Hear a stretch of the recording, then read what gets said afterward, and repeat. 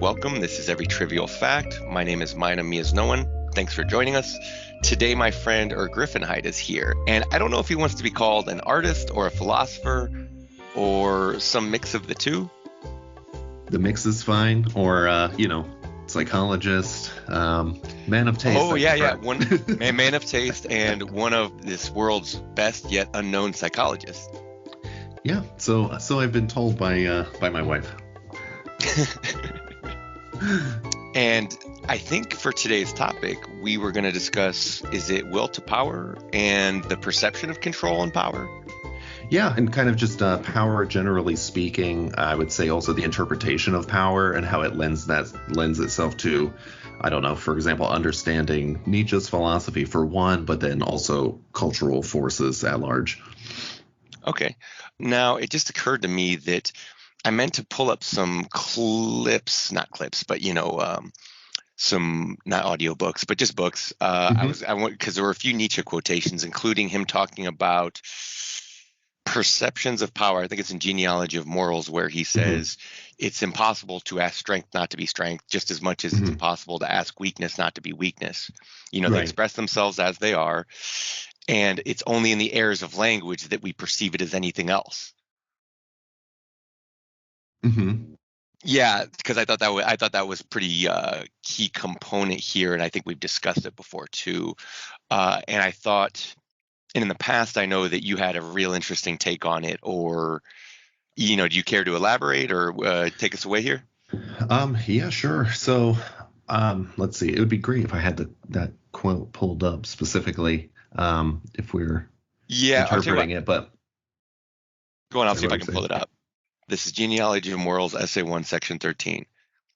Quote, "But let us come back to it, the problem of another origin of good, of the good, as the resentful man has thought it out, demands its solution. It is not surprising that the lamb should bear a grudge against the great birds of prey, but that is no reason for blaming the great birds of prey for taking the little lambs. And when the lambs say among themselves, 'These birds of prey are evil, and he who is far removed from being a bird of prey, who is rather its opposite, a lamb, is he not good?' Then there is nothing to cavil at in the setting up of his ideal, though it may also be that the birds of prey will regard it a little sneeringly, and perchance say to themselves, 'We bear no grudge against them, these good lambs. We even like them. Nothing is tastier than a tender lamb. To require of strength that it should not express itself as strength, that it should not wish to overpower, a wish to overthrow, a wish to become master, a thirst for enemies and antagonisms and triumphs, it is just as absurd as to require of weakness that it should express itself as strength. A quantum of force is just as such a quantum of movement, will, action. Rather, it is nothing else than just those very phenomenon of moving, willing, acting, and can only appear otherwise in the misleading airs of language.' And then we have parentheses, and the fundamental fallacies of reason, which have become petrified therein in language, which understands and understands wrongly, all working is conditioned by a worker, by a quote-unquote subject." That is really good. And obviously, there's a lot contained in there. You end up getting his take on resentment and, as well as just the unreality of the subject, for example. Yes, subject and its object. Right. Yeah, so let's see. A quantum of force is such a quantum of movement, will, and action. It's hard to actually tie that back to the lamb part, and to a certain extent. Yeah, but, I could almost start at the second. Yeah, it's... Well, I think maybe the lambs and the birds of prey, right. I guess that's the, societally speaking, I get, just in terms of modern day, it's easy to think of look, Jeff Bezos buys himself a new car and people just cry, like someone with power and influence does something or succeeds and people just want to tear them down. And it's, there's this attitude towards both success and money and capital and, so many other things. Right. Yeah. I mean, I think one of the main things here is actually that section at the end where he's talking about the subject. The subject is conditioned as a worker. So that's like a subject in the sense that you are subject to someone else, or there's the king and his subjects. And then so because language is conditioned that way, which I guess also makes sense because the people who use language most are the people who are most around people, right? That's kind of redundant to a certain degree, but in that sense, language is being conditioned by people who are, generally speaking, workers, as opposed to someone, making decrees to large crowds. Usually, even though he says elsewhere that kind of the origin of value determinations are from the powerful, right? Yes.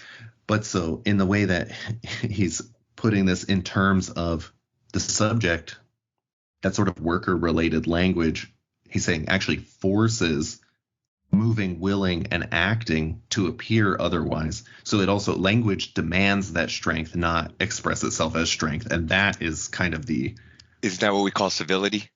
Right. It's yeah. I don't want to call it the facade on nature's law, but it kind of is, if naturally speaking, it's a dog eat dog world. And as men, we both, because look, civilization wouldn't be here without cooperation, but it's also a lot of competition and also a lot of bloodshed. Right. And then over time, the game has been, if we're not so overtly violent, then these games take on a covert and subtle nature, but humans still love and need conflict and drama.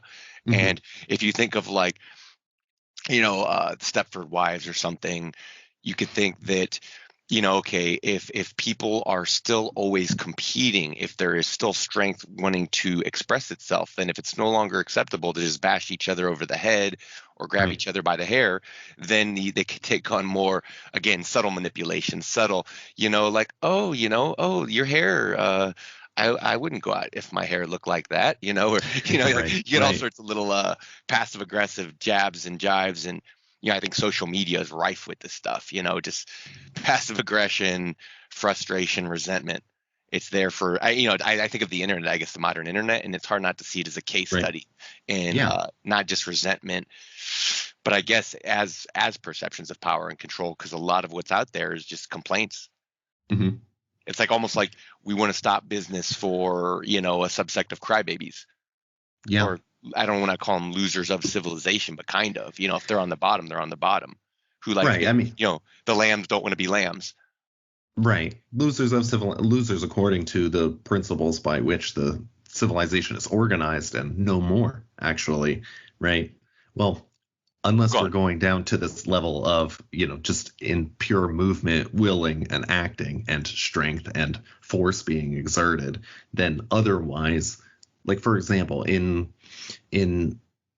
this certain kind of like economically driven society, let's say, and requires sophistication. Requires sophistication. It requires the ability to calculate, for example, as a major portion of earning income, right?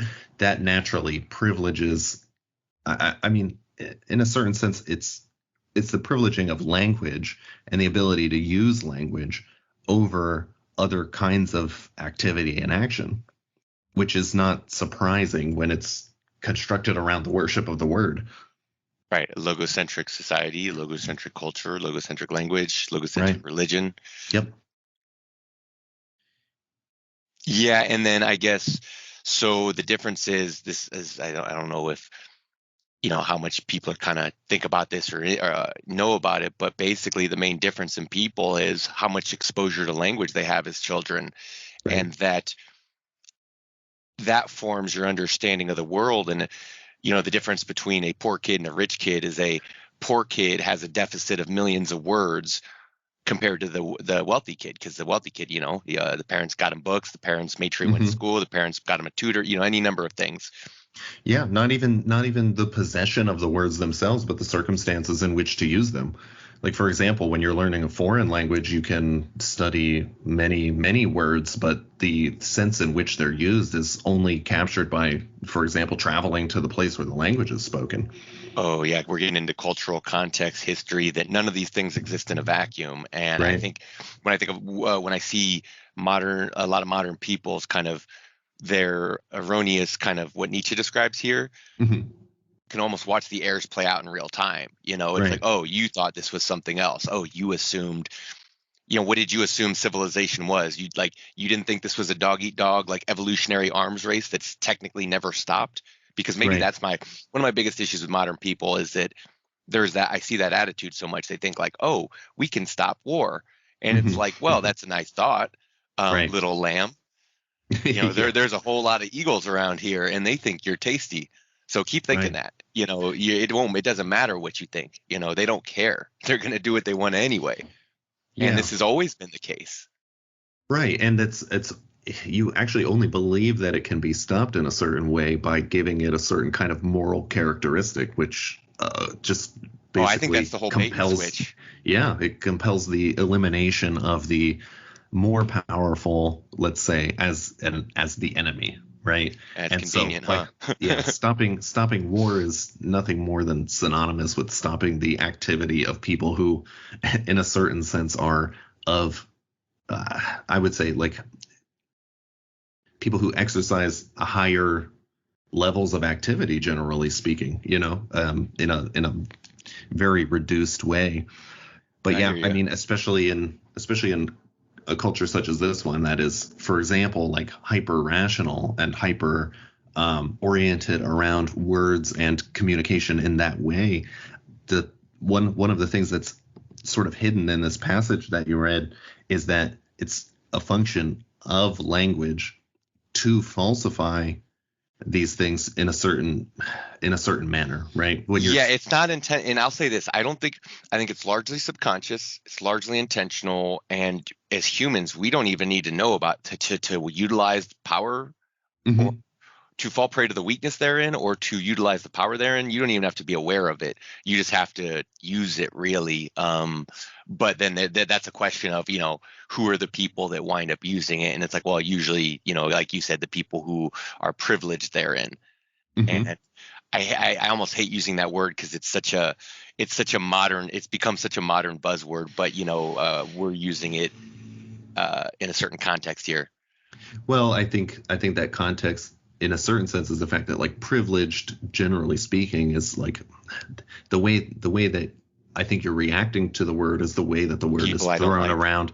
No, it's the way. No, I mean when people say people I don't like or people I'm jealous of, that's usually what I hear. He's privileged. Oh, you're jealous. Right. Or more fundamentally, it's used as an identity category, right? It's used to other people, right? Yes. You fall in the evil category. Right. You start becoming an eagle. Right. Exactly. This passage ties directly into, say, Twilight of the Idols, Reason and Philosophy, Section 2. It's reason is the reason we falsify the testimony of the senses. That's where language is the falsification of the testimony of the senses, and that's the same way in which it's art. But Nietzsche is such a cynic. He is such a no. Okay. Can I read you a quick Emerson take on language? Please. 3 things. Words are signs of natural facts. Particular natural facts are symbols of particular spiritual facts. Nature is a symbol of spirit. And he says words are signs of natural facts. The use of natural history is to give us aid in supernatural history. The use of outer creation to give us language for the beings and changes of the inward creation. And that reminds me of your boy Klages talking about the soul, that it's that what the soul is, it's where your internal world meets the external world. And that's where, in my mind, maybe, that's where logos is born. But every word which is used to express a moral or intellectual fact, if traced to its root, is found to be borrowed from some material appearance. Right means straight, wrong means twisted, spirit means wind, transgression, the crossing of a line, supercilious, the raising of the eyebrow. We say the heart to express motion, the head to denote thought, and thought and emotion are words borrowed from sensible things and now appropriated to spiritual nature. Yeah. It's funny because that ties actually directly into, I guess I don't have a specific reaction to that, but it ties into, I've been reading, obviously, Heidegger's interpretation of Heraclitus. And one of the things that he does is he mentions he turns the 20-word fragment into a tome. I mean, of course. Scholars, man. It's a master of hair splitting. When you split so many hairs, you need to invent your own terms for the distinctions to that degree. I love it. I love that. It's horrible to read, but if you take the more the pretentious, time, the better. to get into it, it can be worthwhile.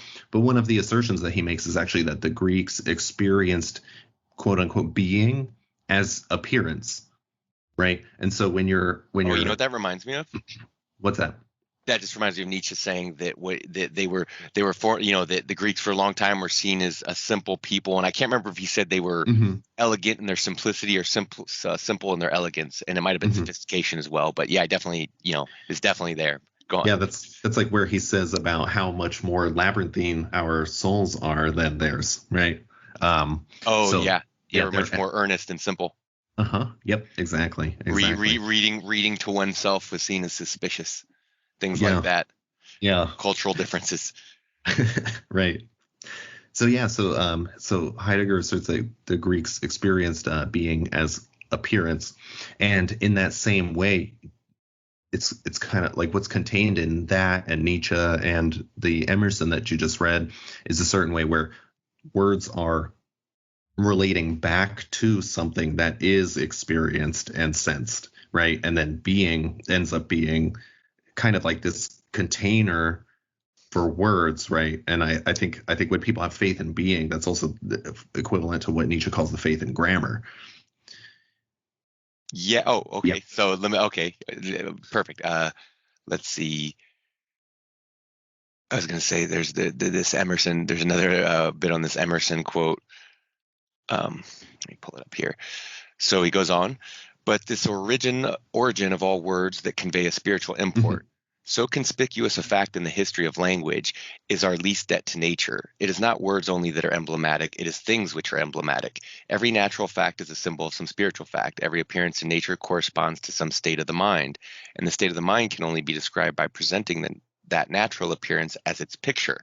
An enraged man is a lion, a cunning man is a fox, a firm man is a rock, a learned man is a torch, a lamb is innocence, a snake is subtle spite, flowers express to us delicate affections, light and darkness are our familiar expression for knowledge and ignorance, and heat for love.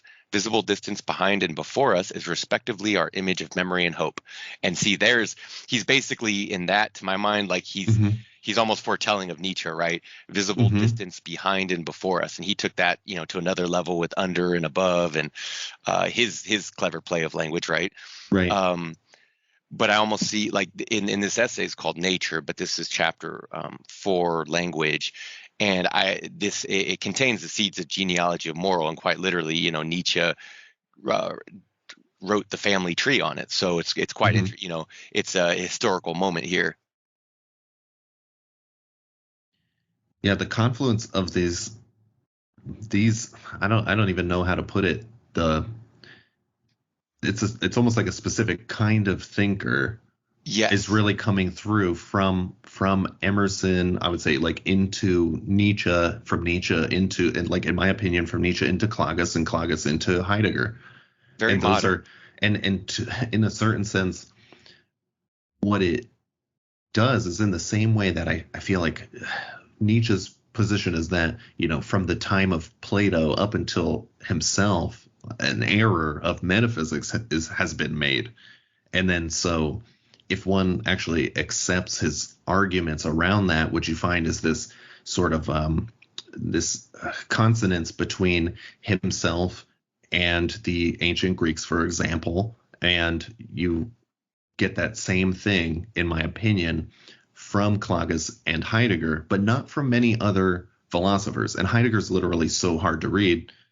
He's very unenjoyable, unlike Nietzsche, and that's my main criticism of him. But in a certain sense, Heidegger talks about the gods, as does Klages, and Nietzsche has notes on sort of, being the first to recognize what a pagan faith is in a certain sense, right? So Right. I actually feel like when for example, there are people we've talked about who see it as humanity needing a new software Right. that is an update of essentially like the old Christian software in a certain way. There's that position, and I am diametrically opposed to that position. So what's your main? Well, because I've heard, intelligent and thoughtful people discuss this, and Hmm. in theory it sounds good. And I take it that your main opposition is that you think that this proposed change can only appear as a certain perfect form in the era of language. Yes, to a certain degree, but I would say the crux of my criticism of the position is that it still fundamentally rests on old categories that have not been reevaluated from appearance and from nature. Oh, okay. So that brings up a good question because I've been thinking about this myself. Hmm. So it's kind of like this that from if Nietzsche if Nietzsche reverse engineered Plato and then Hmm. basically is like screw you Socrates, I'm Glaucon, right? He Right, right. basically he's like, nope, I'm going to be a proponent of the old culture. I don't care what you have to Hmm. say about justice, and I think you're wrong. Right. He says all these things, right? Hmm. um and then what do you call it, from there it's that basically, that if Socratism, from Socratism to Platonism to Alexandrine culture, which was the spread and proliferation of cosmopolitan culture, Right. to this Western movement encompassing the world and being further Christianized, of which the previous things we just mentioned paved the way. Hmm. It was headed towards monotheism. Like there are all Right. these things that happened in our history that pave the way, and maybe this even gets into necessity, as we were Hmm. discussing kind of the other day, how necessity plays a role in all this. And then I'm getting to my point here, which is, let's see, trying to think how to put it, like that basically we could, in the Western world, in this logocentrism, that Hmm. conception of the perfect form, I think we've been chasing that across the horizon, Hmm. basically blindly. They chase that. Okay, when what was it? It was in Christianity, it was the envisioning of the perfect God, the perfect man, and so Hmm. we're supposed to embody that. We're supposed to enact that. We're supposed to imitate that, but you can never rise above it. So that Right. determined the course of our history for a long time, and it still is to it. It hasn't gone away, and this is what I think a lot of the modern atheists miss. Like a lot of them still talk. You've heard people talk like when they get mad about old people and they're like, oh, these old people suck. It'll be better off when they all die off. It's like, yeah, Yeah. but then there's going to be more old people, because Right. the youth and change is always going to be bewildering to old people. That's just the nature of being old. That's the nature of change. Right. Of Who wants course. to accept it? Who wants to see what they like in the world change, or what they don't like, you know, take precedent, I suppose. Yeah, absolutely. I mean, there's this other portion of that too, where like generally speaking, I think even in terms of like consciousness and the way that, like for example, in the Jordan Peterson type sense, consciousness relates to like for example, like the stories of Genesis and things like that. The fall into becoming an old person is experienced as just that, like a fall, right? So from this time where life is simpler for you and you are innocent in a certain way, you fall into a world where everything has shifted around you. You have to think about everything because the principles that you initially learned don't apply anymore. And everything in that sense also requires more energy.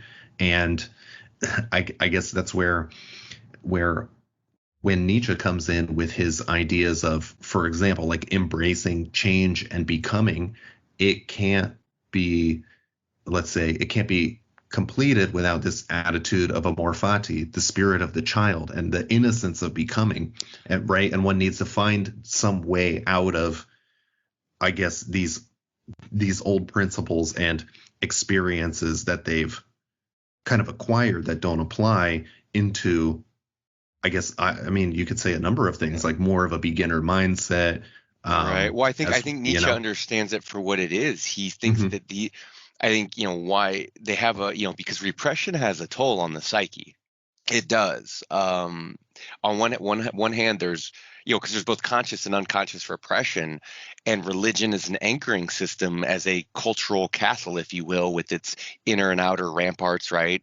Right. Um, that these have long, like it's basically, to a certain degree, the philosophers work, the sages work, it has shaped, if a philosopher is an artist and people are his medium, Hmm. then we've been intentionally shaped this way over time, and it's been an engine and a boon to Western civilization. Yet it's like, if we've chased that perfect form across the horizon, we find ourselves in 2022, and and it was over 100 years ago that Nietzsche said, what horizon? You guys washed it away, and with the Right. blood of God, at that, Right, it's right. pretty dark shit, and yet people still, and it's funny because there's the multiple reads of that. There's the Christian read where people think he was, because it's still not a lament.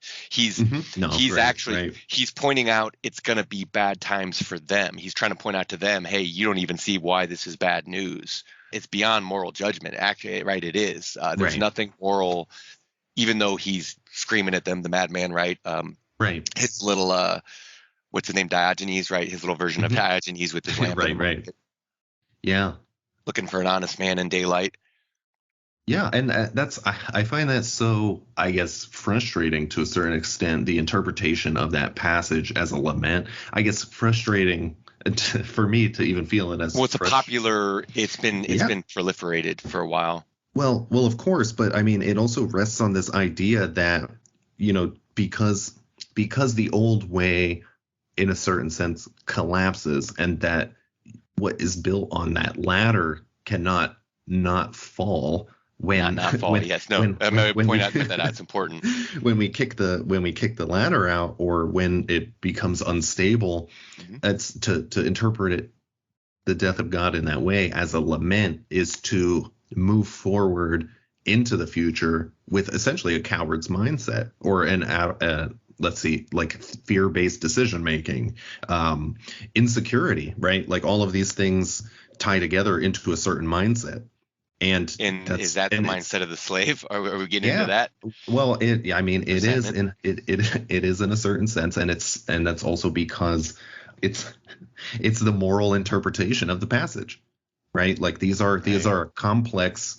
It's a complex of attitudes that fit together, and the hard part is, more or less, this is the complex of attitudes that has been trained into people for the last 2,000 years, right? The insecurity of self-questioning, which is a great power in terms of self-awareness, right? But it's a separation. It's basically like a splitting of the soul in two, in a certain way, Oh, right? no, that's a really good observation. And it's Yeah. not just this, and you said two, but we both know it's a further fragmentation, which I think Nietzsche Right, captures. right. Is it human all too human? It really tickled me when I realized how that book was organized, and I go, holy Hmm. shit, he's not organizing it by chapter or section. He's literally pointing out how we are internally divided. Man against man against others, man against society. The I don't know if the it's man war against, but the warlike man making war upon himself in a time of peace, yes, and from Beyond Good and Evil. Sorry. yeah, and I think the kind of frenetic energy of our busybody Western culture, like really, you definitely see that in American culture, that if we don't have an enemy, we go after it's like anyone Mhm. will do, and I guess right Right, now it's each other. right. It's a very tame civil war to my mind. It's a civil war because it's Yeah, the people fighting each other, and people, the government divided as well, to the point yeah, that they're calling each other traitors and treasonous. It's like, yeah, that's civil war, guys. And then because our language has been so corrupted, most people haven't realized that. right. But I don't. That's a whole nother thing, and it doesn't really matter because it is what it is. It's going to be what it's going to be. Everyone's mad about a lot of these things, but what are you going to do? Well, I guess that's where, there's a certain kind of, what Salt's called tragic acceptance that goes into it, Oh, and fatalism, fatalism, and all of this relates very specifically, again, back to the the Greeks. will to power, actually. In Nietzsche's, like, one of my favorite sections of the collection of notes that's titled Will to Power, there's the, what is it, like the parable of the protoplasm, right? It's the sort of Parable division, protoplasm.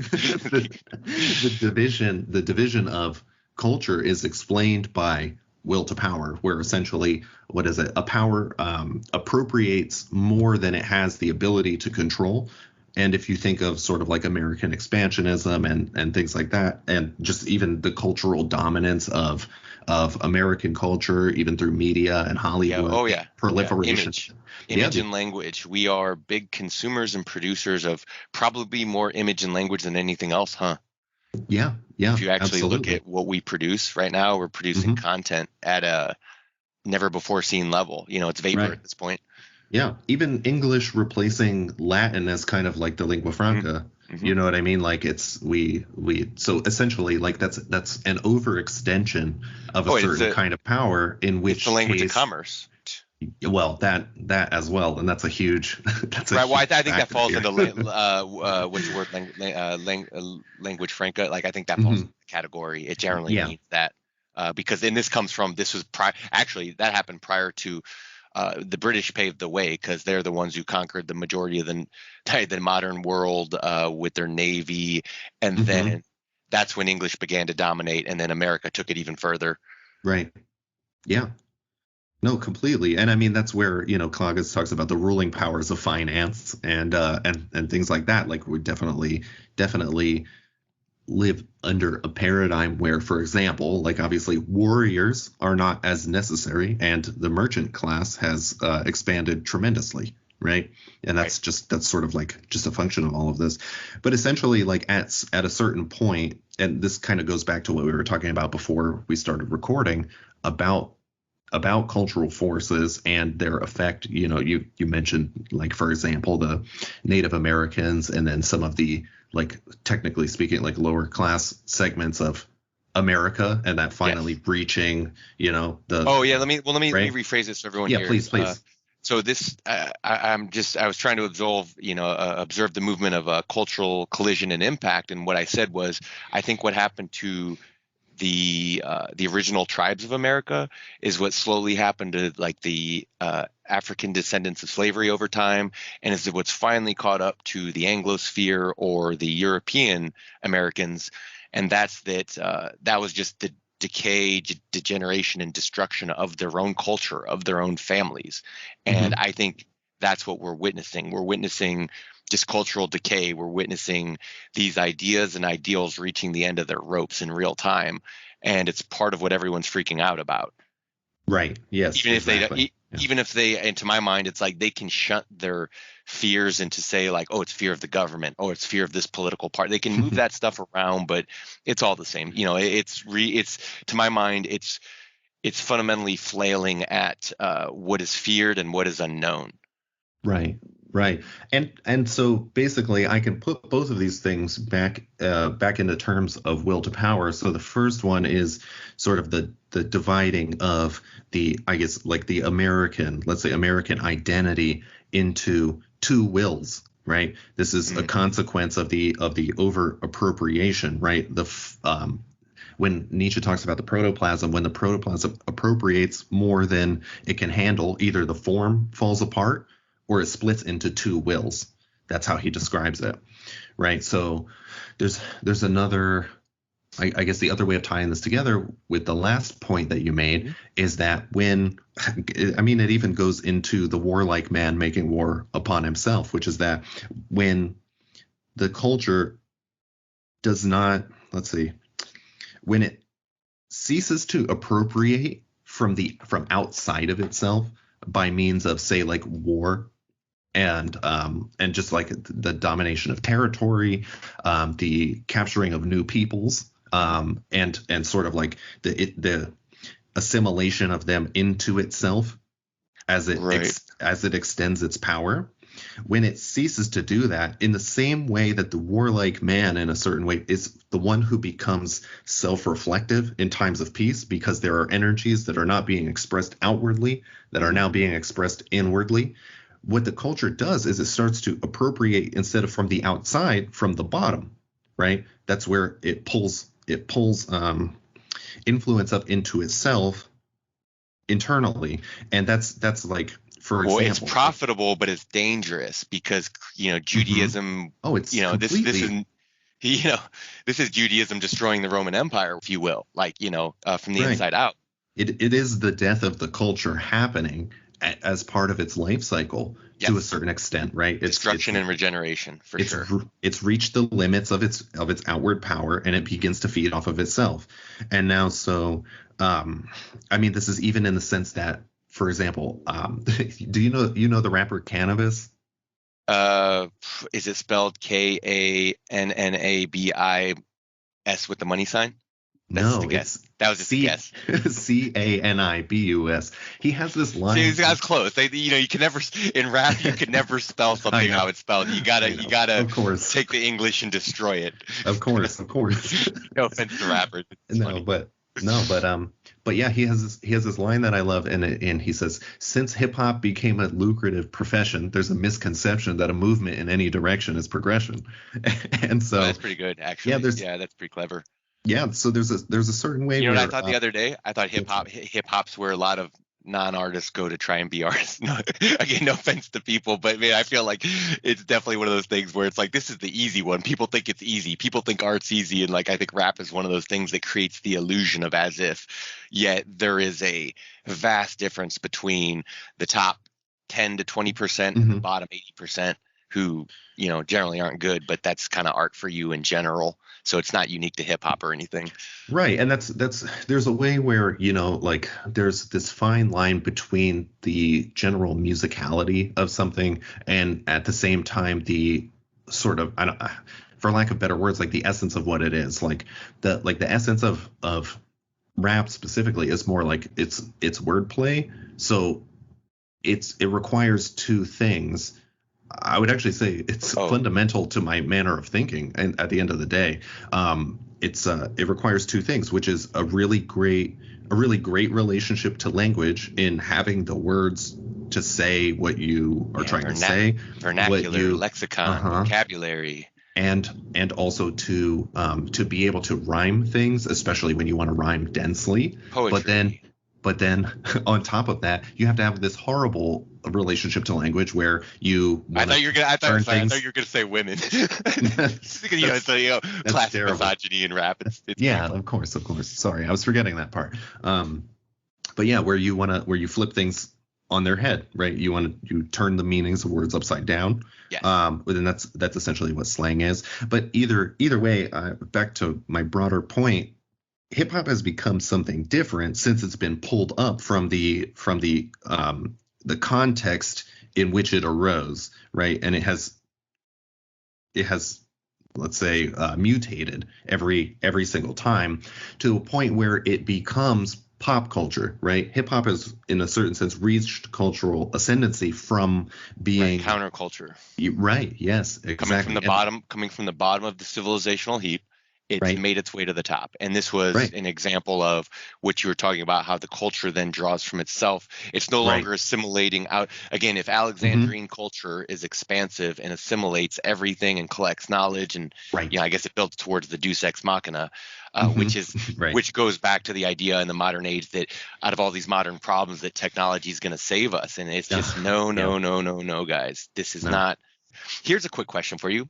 When a guy like Elon Musk says, he thinks we're either going to create simulations that are indistinguishable from reality or civilization will destroy itself.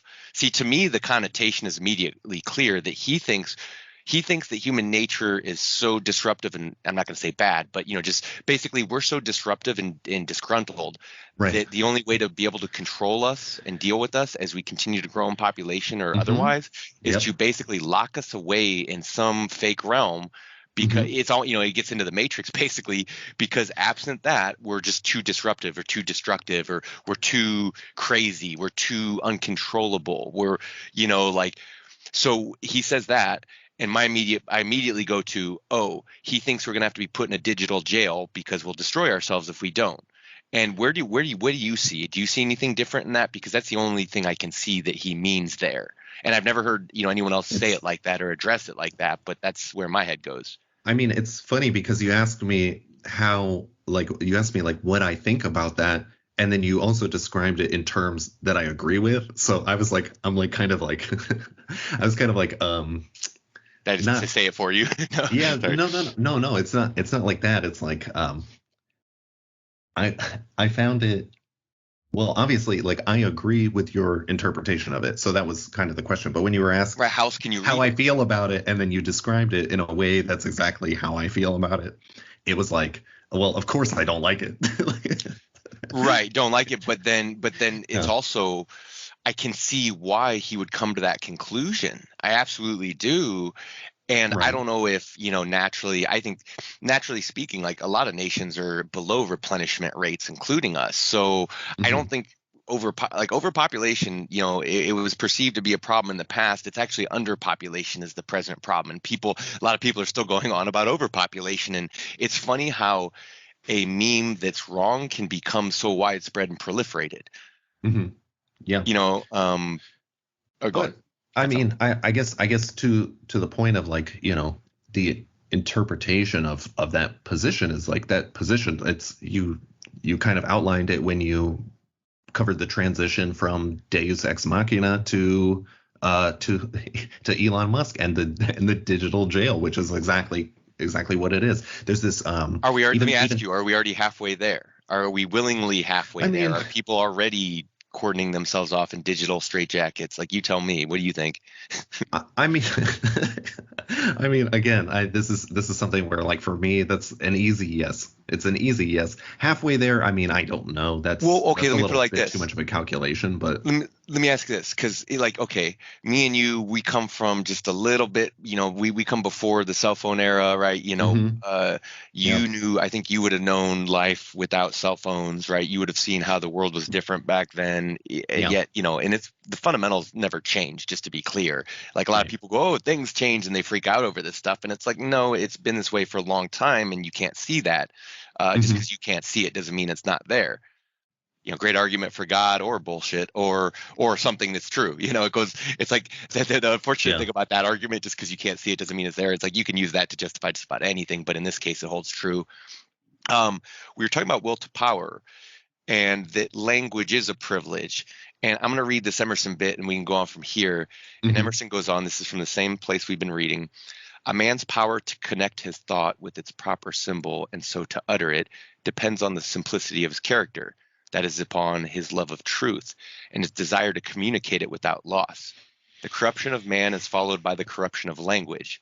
When simplicity of character and the sovereignty of ideas is broken up by the prevalence of secondary desires, the desire of riches, of pleasure, of power, and of praise, and duplicity and falsehood take place of simplicity and truth, the power over nature as an interpreter of the will is in a degree lost.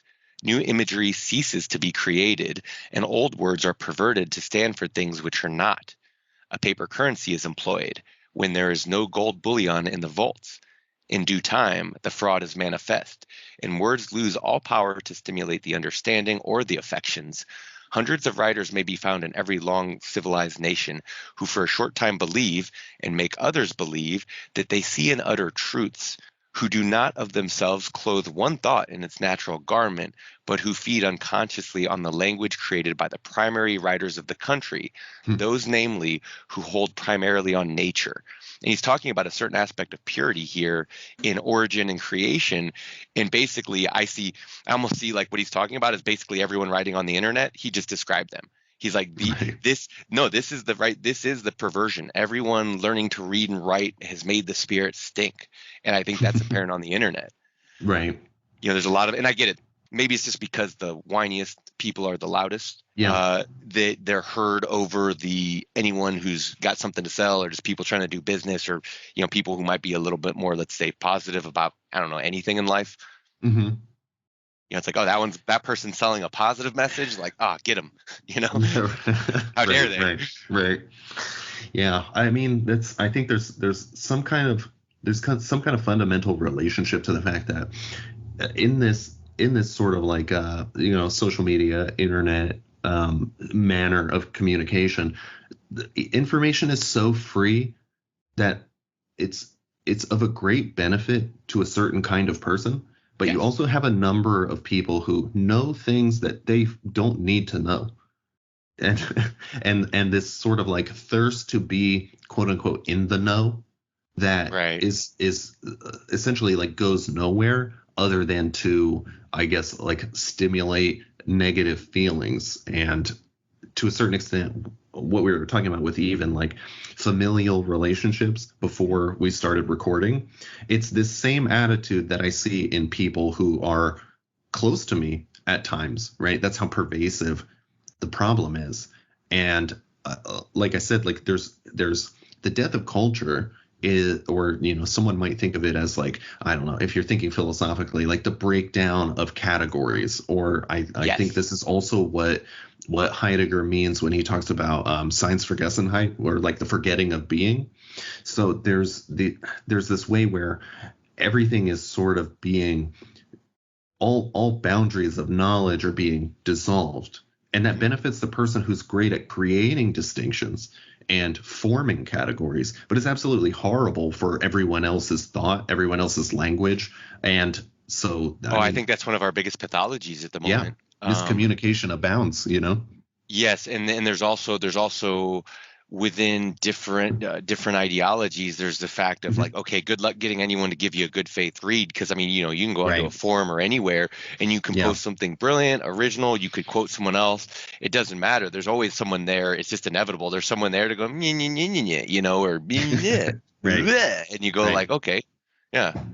Is this why you exist? Is this the purpose of your existence? Like it's great. Yeah. Anyway, and you should then really.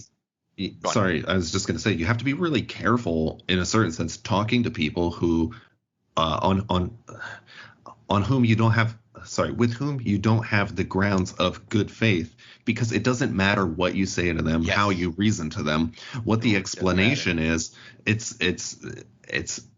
I wouldn't even necessarily say a willful misinterpretation takes place. It's not willful. It's more unconscious. It's more unconscious than that. There's, absolutely. I mean, in my view, it fundamentally comes back to one's relationship to oneself, and by oneself, I mean one's own emotions, right? So there's a certain way where too much repression and turning away from the things that one is experiencing, and possibly due to an orientation towards ideals, aims, purposes, and maybe things you like got that. Some people gaslighting you in there while you're at it too, right? Mm-hmm. There's manipulation of others. Oh yeah. Yeah, that's the standard currency of most people's emotional communication is manipulation, honestly. And you feel, like that shit. Oh man, the moment I see and feel it is just like, it's just like these little tendrils. Oh, I hate it. Especially the more passive aggressive, the more the word, it's like, dude, that only makes me want to hurt you. Stop it. Right. Stop it. I'm gonna hurt you if you keep this up. And that's almost, I feel like, I think from my experience, that's almost like when I mentioned that kind of attitude, or that prevalent attitude of resentment on the internet. It's like that is the attitude. It's on one hand, it's so self-pitying and so self-depreciating, and on the other hand, it's like, I don't know, it's almost like the inverse of everything you'd want. It's like miserable and resentful, and instead of like happy and moving in this direction, it's like miserable and moving in that direction, right? The downward course. The course where misery loves company. And there's a classic crab and bucket story, right? People love misery does love company. Yep. Crabs love to pull each other down. Yep. Yeah, and it's I don't know. Let's see, if I was to relate this back to the subject at hand, there's a certain way, I guess, where people, this attitude is so pervasive, and I actually feel like a lot of people recognize it, but they think that, I guess, there's, from the recognition of this problem, there's a number of ways to turn. One of those ways is, for example, back toward religious structures. Another way is toward the creation of new religious structures.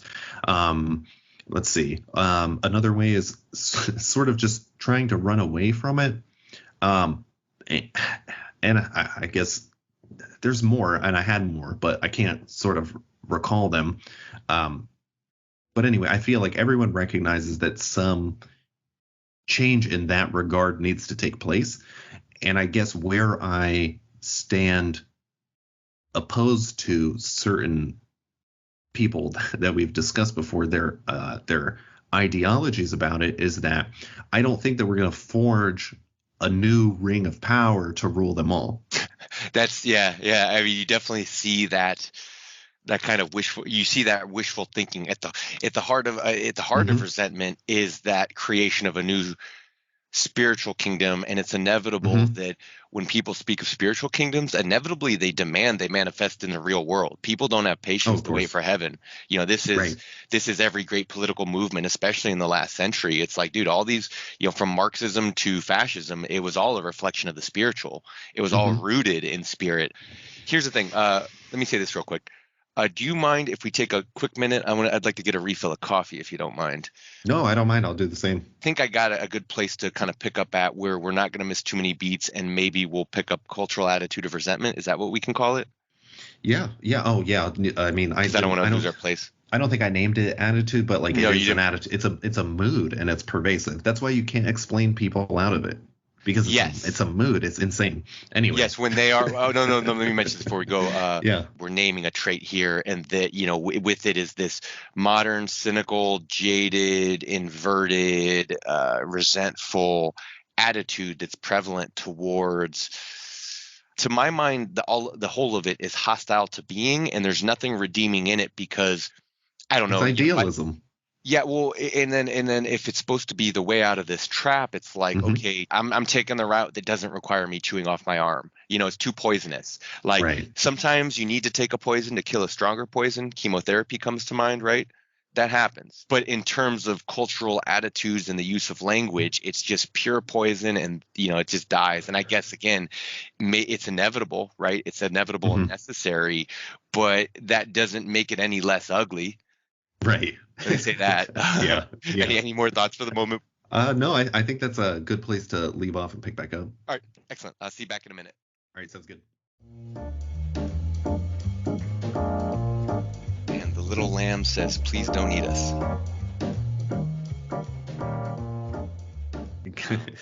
So we were discussing the will to power, the attitude of resentment that has taken root in culture when it's no longer expanding and it goes to war with itself. It's almost like Mm-hmm. it's it's clear it's an autoimmune response, and an autoimmune Right. response is always potentially fatal.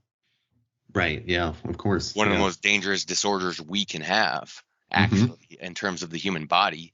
Um, I don't know what's more screwed than your other than a specific organ just failing, meaning leading to total failure. That's about Right. as bad as it gets. But then one leads to the other. Autoimmune response is like that's exactly what's happening. It's like there goes your liver. Oh, no, now it's attacking your kidneys. You're in trouble. Uh, Right. and so, again, if I'm thinking of the disruption of business, commerce, art, it's so silly that to see comedians just, getting up there giving these serious speeches. And I think of Norm Macdonald, and he once said, the worst thing a comedian can be is intelligent, right? Because Right. people don't want intelligent clowns. The clowns are supposed to be beneath them. The clown's are supposed Right. to be beneath the audience, not above them. And so, it's just, again, talk about the inversion of language is reflected in the inversion of position. Comedians talking about serious shit is not supposed to happen except where they are the utmost masterful at weaving that in. Other than that, just usually comes off as clumsy, or what do you call it? Pseudo comedy, or what's it called? Clapter. Like where it's just like, all right, this guy's on a rant, or Right. he's, might be kind of interesting, but it's not funny. That's Yeah. like a lot of modern comedy, and it's like sad to see even the biggest names in comedy falling prey to that. It's like, Hmm. guys, this isn't fucking funny. Yeah, okay, end of civilization, end of the world. At least make people laugh. Like, you guys are lame as shit. Now I'm ranting. No, no, I think you're onto something though. I mean, there's definitely the It relates. relationship to language is one thing, but like yeah, when you're expecting sort of high level analysis from a jester, that's I Yeah, think your no, approach is a something's little wrong. inside out. Yeah. Something's wrong. That's this is that's totally canary in the coal mine territory. Right. Yeah, absolutely. So to resume here, I'm gonna pick up talking about this attitude of resentment. I'm gonna read Hmm. from Nietzsche's preface to a book never written, The Greek State, because this Hmm. is some of his earliest work, and it basically set up the framework for all his later work. Right. So he's talking about that will to struggle. He's talking about the expansion of civilization and the creation of art, and basically the whole essence of art is that art only can exist with a large slave class to support it. And so Hmm. basically he's saying, so culture, all representations therein, um, as important as they are to civilization, that they only could be birthed through these means. And I'll just go on from here. Hmm. Uh, quote, Accordingly, we must accept this cruel-sounding truth that slavery is the essence of culture, a truth, of course, which leaves no doubt to the absolute value of existence. This truth is the vulture that gnaws at the liver of the Promethean promoter of culture. The misery of toiling men must still increase in order to make the production of the world of art possible to a small number of Olympian men. Here is to be found the source of that secret wrath, nourished by socialist communists of all times, and also by their feebler descendants of the white race of the liberals, not only against the arts, but also against classical antiquity. If culture really rested upon the will of a people, if here inexorable powers did not rule, powers which are law and barrier to the individual, then the contempt for culture, the glorification of a quote unquote poorness of spirit, the iconoclastic annihilation of artistic claims would be more than an insurrection of the suppressed masses against drone-like individuals. It would be the cry of compassion tearing down the walls of culture. The desire for justice, for the equalization of suffering, would swamp all other ideas.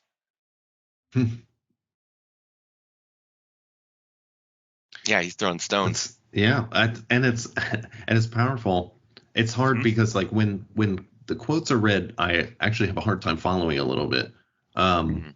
So yeah, that's where like I'm a better reader than I am at hearing or listening. In a certain sense, I'll kind of spin out some of my thoughts on portions of it, but I don't know if I'll capture the theme. Well, because it's hard to, if you're not looking at every sentence. We should again. If we would have prepared a little bit better, we would have had all this stuff laid out for both of us. But my bad. Yeah, no, it's okay. I just for me, like just knowing myself, like I think I told you this before, where one of the reasons that I think the way that I do and I approach these kinds of problems is very specifically because I have a hard time understanding when people are talking in a way where I always ask them what they mean, right?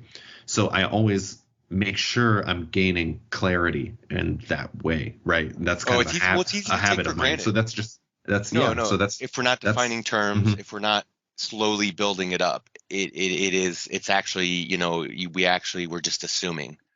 Right. Yeah. So, my strength and weakness is that. So let's start with that. What's that? Which part? Oh, I was just going to say the cruel sounding truth that slavery is the essence of culture. Yeah. I mean, I think that's a great place to start because if we sort of break it up a little bit smaller, there's definitely places to go with it. The first thing that came to mind is that as cruel sounding as that might be, it actually just fits right into Nietzsche's physiological interpretation of phenomena, right? So I guess one of the ways we can put it is how many cells in your body, which are roughly treated as equivalent, right, have to come together and do certain kinds of, like, I guess we would say more material or even like menial, kind of like forgettable is maybe the best way to put it, tasks in order for the costly power of vision to take place, right? And that's where metaphorically, like the vision, the mind is sort of like the top. I mean, it's like the eye at the top of the pyramid, right? Right.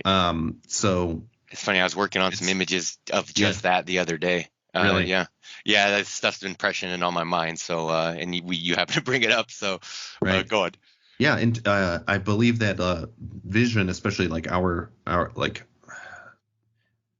I guess just vision in general, it's costly evolutionarily, in terms of like how much energy is required for it to function. So that's essentially like the power of representation. So when we're talking about vision, we're talking about art, in a certain way like that. And it's undeniable.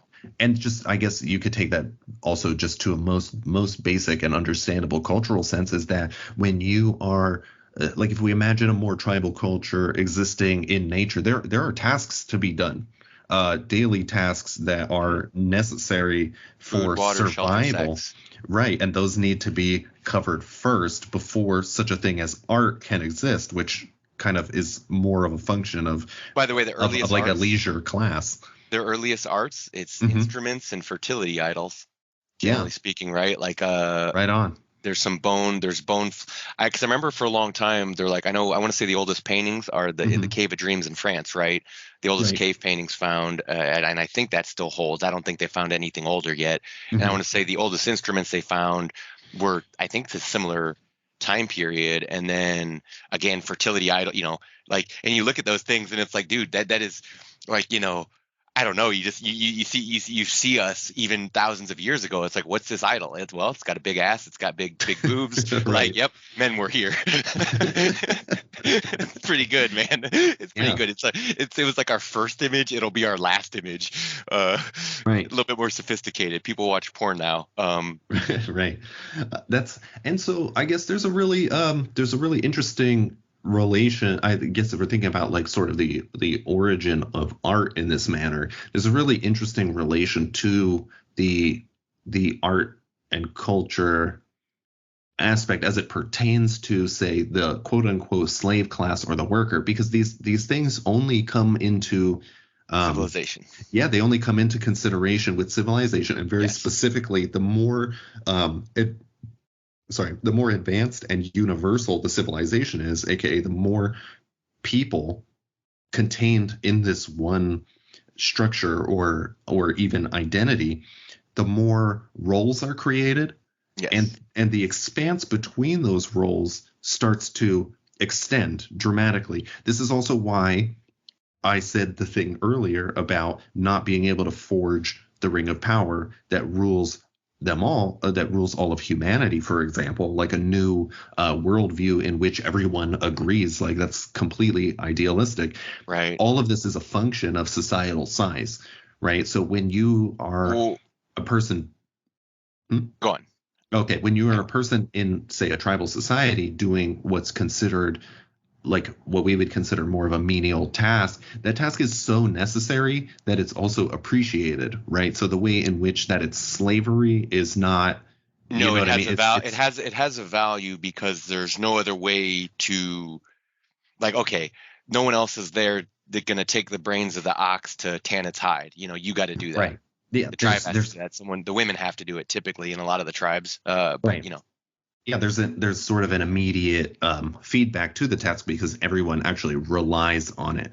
And in that sense, what art, I would say, initially does is it functions to sort of like inspire, but like to motivate those tasks, right? So it's like there's a way where I guess we're coming back to Nietzsche in the sense that in Nietzsche's philosophy, the body rules, right? Yes. He's a physiological philosopher, and I think right. this is something I don't hear anyone discuss enough. And I think it's Mm-hmm. because I think most Westerners are blind to their own physiology. Like I'd say most Westerners, like they have no idea what's going on in this sack of bones and flesh we call a body. It's Right. this complete. Generally speaking, I'd say I think a lot of modern people are alienated from not just their senses but bodily phenomenon in general. Right, yeah, and this is where most Westerners also don't understand Nietzsche, to be frank. Like even in the best of that, I guess. Yeah, the best read's a bad read. The best read's often a poor read. Yeah. Yeah, if you follow him closely enough, what you find also is that look at you gatekeeping, by the way. Look at you. I don't mind. You? I really How don't dare mind. You? I need a soundboard. I need Greta Thunberg going, how dare you? Right, please.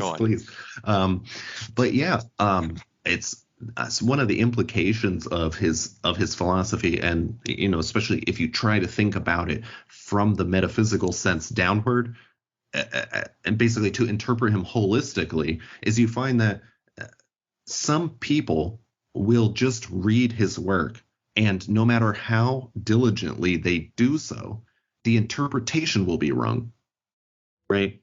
Yeah. Like they won't be able to fit the whole picture together, right? No, and they will take something away that is not him, right? And there's let me ask you real quick.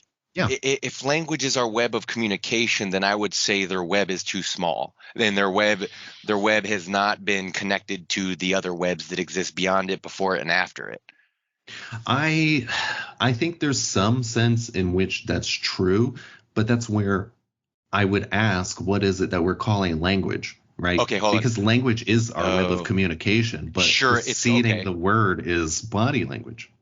and then who, and here's a, and then who, this is, well, I guess Emerson kind of referenced it earlier when he talks Mm-hmm. about modern, these modern writers, they're aping the people who actually coined the essentially they're aping and reflecting the people who coined the language, but basically it's a cheap imitation of the real keepers and creators of culture. And Right. that I'd say, kind of what we're talking about witnessing now is no different, that a lot of these, what would you call them? Rhetoricians, Mm-hmm. what's the word for someone who aside sophist, what's the derogatory term for someone who engages in rhetoric? Is it asshole? Is that the scientific term? Okay, so there's a lot of these assholes out there. Yeah. And we're talking about the people who just won't give a good faith read of anything, or everything is negative, or everything's resentment. Mm-hmm. And then, like you said, when you take something complex like Nietzsche, and I would say it's not given to them to know. Nietzsche says the same thing when he says this book's for everyone and no one. He understands that, he's selecting for an audience, and it's intentionally leaving these people out. Yeah, I think he's selecting for an audience, but other than a certain way of reading him, he doesn't know who that audience is. Oh no, And I mean, that's the he same. couldn't have. That's the same way I don't know who that audience is, to be quite frank. Well, for instance, Saltz has done well with the Nietzsche podcast, Mhm. and finding that audience. Well, Again, that's okay, no, I was gonna say finding the audience, but I was gonna say, whether they understand or not, it's a different thing. But hence he wanted to right. kind of do Yeah. the podcast. Right, and that's where we're talking about two different things, right? We're talking about people who are able, in a certain sense, to interpret Nietzsche as Nietzsche, and people who are Well, it's interested an in Nietzsche insane and his podcast to ideas. start. Honestly, it's kind of insane to do, because it's like, oh man, that is a limited audience. You know what I mean? Right. So Well, props to it, Salt. yeah, it's a limited audience in a certain sense, but in not others, right? So it's like if you wanted to, let's say, build some kind of communicative platform, I would say we could say in Nietzsche in terms like between free spirits. That's like a podcast generally will only do that by being a fishing tool. You get what I'm saying? Yeah, Because some glittering crabs, right, yes, goldfishes. yes, exactly.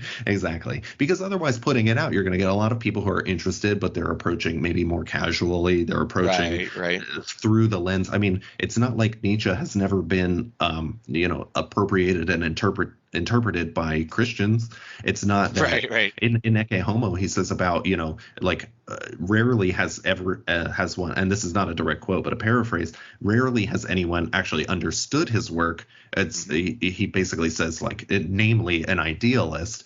What they do is they kind of put something of themselves into his work, and that is the rule rather than the exception in my experience.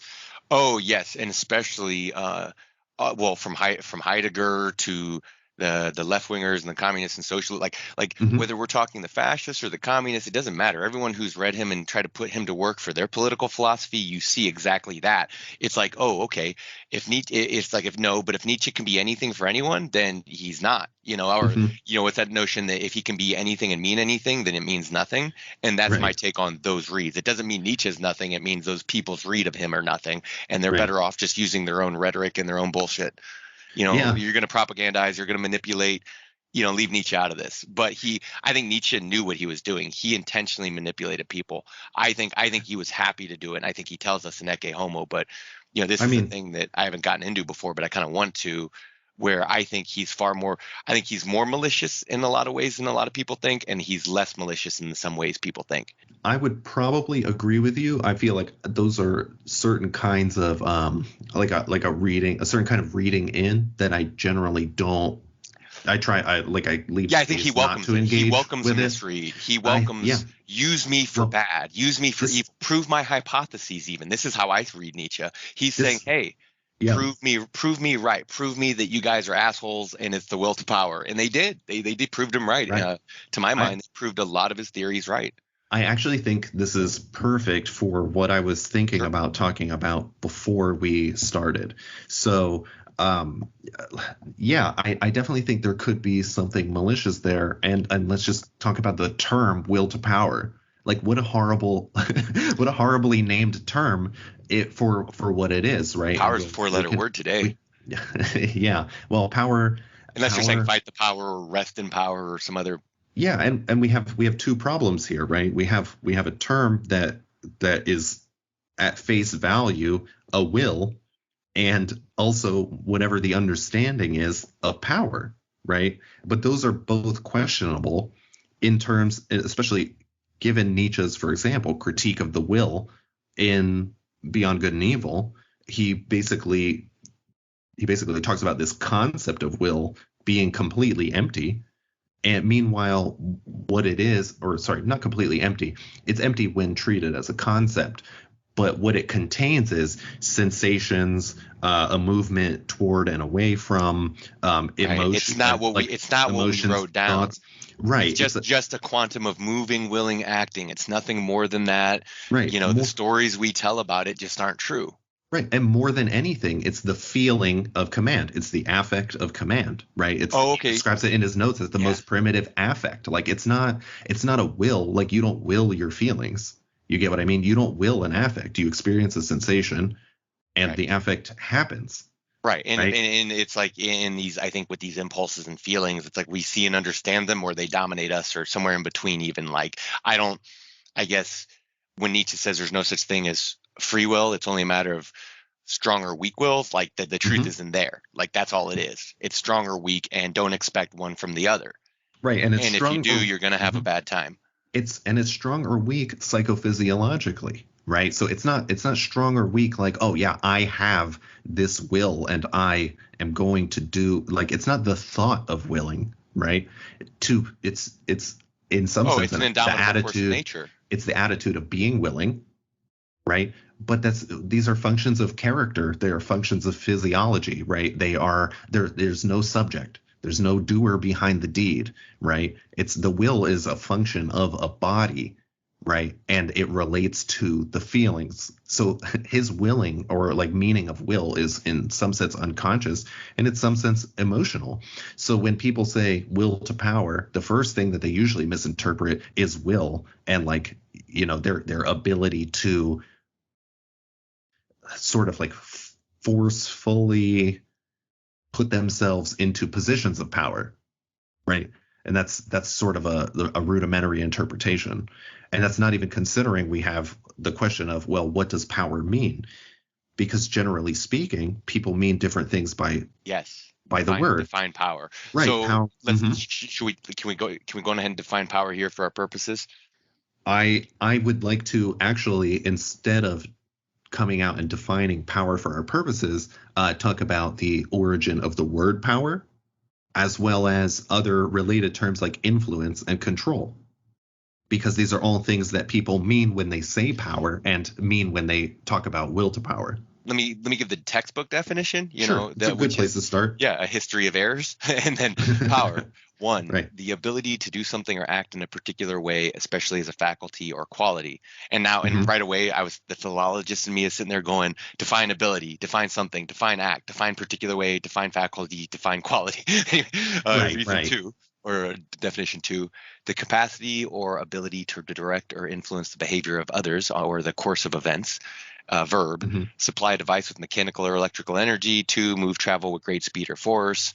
And then, it goes on from there. Countless examples: military strength of a state of a country, a person or organization that is strong or influential within a particular context, a supernatural being, deity, or force, a physical strength, force exerted by something or something. There's a bunch of them. Totally. So, Yeah. I mean, even when you think about like let's see what ability means. So actually, I don't want to start there. What I want to do is when you read the two definitions of power that were given, right? mhm. The like just in the nominal sense, like number one and number two, right? The first one related specifically to having a certain kind of ability and being able to do things, essentially, right? And the second one had more of the context of control and being able to make other people do things via influence, via any other kind of methods, right? So just right there is enough to sort of establish the ground of my point, which is that these are two very different senses of power, where power is either located in oneself, in one's ability to do things, or in the other, in the ability to sort of manipulate or maneuver something external, right? See, and the slave doesn't even realize that they were conditioned to see the world that way. Right. In the secondary sense, right? Right. It's By more the of way, a passive sense. the third listing of which fits into this is political or social authority or control, especially that exercised by a government. And just because it's usually the easiest opposing force upon which a people can kind of leverage their power. It's what people recognize as power. Right. So we're going to attack the power with our power. And by the way, the first example from the ability, the example they use is quote unquote the power of speech. So I think that's pretty fascinating that's the first, given example. Right. Yes. Explanatory power. Yes. That's one. I think that the secondary sense of control and even influence and explanatory power, those are actually subsumed into the meaning that means ability. Right. So those are like to be able to control, to manipulate, to influence in those ways. That is an ability. That is power. That is a type of power. But you can see right away that when we're talking about ability, in the sense that like the word power itself specifically comes from Latin possum, posse, to be able and capable, to act or do, strength and vigor, right? That's we're talking much more broadly in a way that also, like you said, that the philologist in you wanted to define all of those words and define like what is ability, but that's actually not the point technically, because one of these definitions of power has no object and one of them does, right? In control and influence, there's an object of power. Power is being exerted on something, right? In ability, in the way that it doesn't have an object, the power is coming from it's more internal. It can be directed at any object. Right. It's an emanation, not necessarily set at odds, or it could be at odds with anything and everything. Right. Powers. Exactly. I don't know. It finds that which resists it. Right? I think a while. Yeah. Oh, that's a good point. Yeah, because that is, well, it's interesting to me that all of nature challenges and shapes power. And I mean that literally, especially in the biological world where like, okay, how do you get the best male lion? It's like, well, he's constantly challenged, killed, deposed. That's how you get the strongest male lion. That's why a lion is so strong, because nature sharpened itself against itself. And this is the evolutionary arms race it is the thing that bugs me about modern people is, again, to them, the evolutionary arms race is over. And it's like, no, dude, it's only gotten more sophisticated. It's arguably the evolutionary arms race in both thought, language, word, and then in the physical world of military might as well as cultural might, like it's all still evolving. Right. Yeah. I mean, that is what it would do. There's no endpoint. Oh, okay. So this is the talk about the history of an heir, the assumption that there was going to be some final end goal to history, or that there was a point to civilization. I like to point out that, for all we know, the point of existence is to make plastics. We sure do make a lot of it, right? So it seems to me like you could say our purpose was to make plastic just as much as anything else. And to me, that's suitable. That works. Like it's big business. It's gave us cell phones, it gave us all these, it gave us a lot of things. Right. Yeah, I mean, even I guess when you think about it in those terms, right? I mean, I'm very specifically like I'm talking about power without an object. I'm talking about like when we're talking about the evolutionary arms race, I'm talking about that without telos. You know what I mean? Without an end. Oh point. yeah, because the telos comes from our mind, and our mind was shaped by our own language, which was only a reflection of the natural world anyway. Right, and like there was never anything separate or I guess because the assumption if there's something separate, then we project that forward to the notion of like there's an alternative better self, there's a perfect self, there's a perfect form, there's a destination, even air after air. Right. Yeah. Well, that's where actually I sorry, I don't want to take it too metaphysical in a certain way. I feel like that's a little bit. Do it. Take it off the rails. Let's get crazy. Maybe blow people's minds. I guess like what's the sorry, as I let the thought pass, I don't know if I can retrieve it completely. So will you refresh me on just where you were a second ago? Oh shit, you might have, oh well, telos of power or Oh, lack okay. thereof. Okay. That's yeah. Okay, perfect. Yeah. So this gets into, for example, like Nietzsche's critique of cause and effect, right? Hmm. And one way of thinking about this is there's two ways of thinking about the word cause when we use it, right? So in the most simple sense, there's a cause that you imagine as being the beginning, right? The cause that began some kind of process From something came, from or, nothing or came something, right? The Big Bang. right, or the universe, right? And but at the same time, a cause, for example, if you fight for a cause, that cause is a vision of the future, Mhm. right? So we're talking about past and future when we're talking about cause, and we're talking about it specifically in terms of an intentional, well, not necessarily intentional, but Could be um, incidental. being at the behest of some, let's say, greater force or greater good, right? Okay, and real Because quick, let me yeah. point this out. In Nietzsche's The Greek State, he Hmm. points out a big part of the Greek state is he's talking about in reference to the artist, but he was saying the artist, like the slave, the Greeks found this contemptible, but even the artist, like the slave, knows what it's like to be a vessel for a higher force. And you think of any artist who Right. feels compelled to create work, and I know you know this feeling. It's Hmm. like try and stop you, try and shut it up, try and shut it off. Like it's going to be hard for someone who has that rocketing out of their spirit or their soul or whatever you want to call it. Right. Yeah, I would say also, like in Nietzsche's conception, like the artist, I mean, insofar as I understand it anyway, the artist and the slave are twins, right? Both both are both find power outside. Right. So to be inspired is to have some kind of like goal or purpose or meaning, generally speaking, given to you, which is what a lot of people are searching for. And they also imagine, people who are searching for that generally imagine that every other person is also searching for that. To which I say, well, no, I'm not. And that's and that's a huge You talking about way of you talking about an external validation? yeah, Because remember, we that's just read this earlier. Emerson talked about when mhm, secondary desires trump the primary desires, right, because natural power is natural. It doesn't need to be manipulated. It wasn't it wasn't rhetoricized, right? Like no one needed to compel the first men to create the first language. They did that on their own. right, That was an act of strength and power and triumph. And right. saying so with forging pretty much all other tools in our arsenals and in our toolboxes, Mhm, versus like needing to whip someone to go to work, let's say. right. They are Yeah. two different motivating factors. Well, the person who thinks that power is the whipping someone to do work is the person who's used to being Being whipped to whipped. do work. Yes.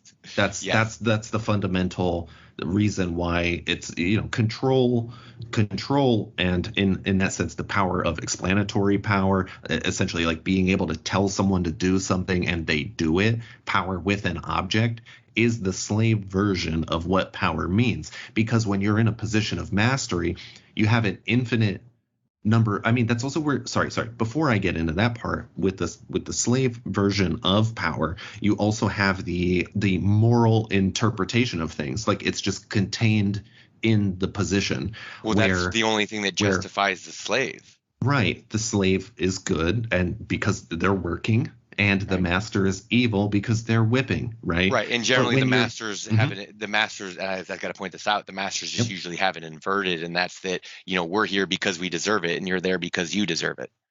Well, yes, and that is one that But is it's a natural definitely fact. well. Like it's the Mhm. observation of a nat. You can see why people come to believe that, right? Of course I'm better than you because you're down there. Look, you're a homeless bum and I'm over here. Look at this. Look at this Yeah, house. but Look at that's this warmth. the problem with that is, I suppose, that is, I mean, when we're viewing things in terms of, let's say, master morality and slave morality, where in both cases we're talking about morality, right? But that's not necessarily in an amoral or immoral sense what power is, right? So one of Right. the distinctions I wanted to make is that you have this master evil, slave good Well, according to the interpretation slave. according to the slave, and also that power is control, right? But there's also the sense that when one is in the position that we consider like the master position, there's no good and evil or like moral quality to it necessarily, Right. There may be, but there's not necessarily, because the reason that, how do I put it? According to the master's purpose, every person, even the slave, is of some kind of value because Yes. they serve a function, right? Right. The And master's function, this is where right? we get dignity of labor and dignity of man. Right. Yes. And then Specifically. Nietzsche, which Nietzsche tears down as window dressing, saying, no, no, this was just to beautify the ugliness of the necessity of slavery. It's ugly and we know it, and people know it, and they're resentful because of it. This is what he says in the Greek state. I'm just saying what, I'm Right. not Yeah. adding anything. Yeah, I mean, I feel like that's definitely like an aesthetic quality to it, but I just mean purely in terms of the difference in feeling, right? Okay. There's a different feeling, right? I guess Yes. for the master, the slave is not. I mean, if we're talking about like the actual feeling of power, right? And the feeling of power is important because, I mean, like when Oh, we're talking about absolutely. the Antichrist section 2, right? What is good? Whatever augments the feeling of power, the Hmm. will to power, power itself in man. And I think Oh, people and I think think we this is all a know that. list. I think we all know that. Everyone who's ever felt that knows what that feels like, even if they couldn't really articulate it well or describe it. Like we all, like I feel like everyone in life at one point has to feel like a toddler feels that when they open up a jar for the first time, or when they, Right. like, hey, Right. I can make noise, I Yes. can annoy people. Ooh, look at this, bam, bam, Yes. bam. I'm just Yes. gonna bam, bam, bam. Or better yet, when the toddler learns no, that's just the best. When they start trying to assert their will, you see it naturally at work. This little Right. creature says no, and it could be destroyed easily, it could be knocked over easily. Its no means nothing, but it thinks it has power. Right. But it's asserting its power. It's not that it thinks that it has it. It's just it's kept well under wraps and control, and it's limited by its little body and mind, but it's there. That's Right. will. That's will at work right there. It's pure unadulterated will. Yeah, but I guess even the assertion of a no to a person is, again, it falls under the slave's definition of power by Volte controlling the face of the action spirit is with what Nietzsche the calls it. yeah, with the word, right? So I guess the main thing is like control. Like control is a burden, right? Like You're talking controlling about the other. burden of ruling. Yeah, Yeah. because remember, Plato says the most powerful power is Hmm. the biggest power is invisible, and from there, Tolkien got his concept of the invisible, the ring, who's because it's funny if it's the most powerful thing in the world. Like again, I think the slave concept and the immediate concept, even in modern, what like you think power, you think military. It's easy to think military might, strength, fighters, yada yada, but very rarely does anyone say invisibility. Hmm. And that is the ultimate power, is to not be seen or known, to be able to control from behind the scenes, or at least believe that you're controlling. But that whole we're back into it again. Like we can't take more than one or two steps before we've like just come 360 again, and we're going in the wrong direction. And I'm pointing that out in my usage of language. Right.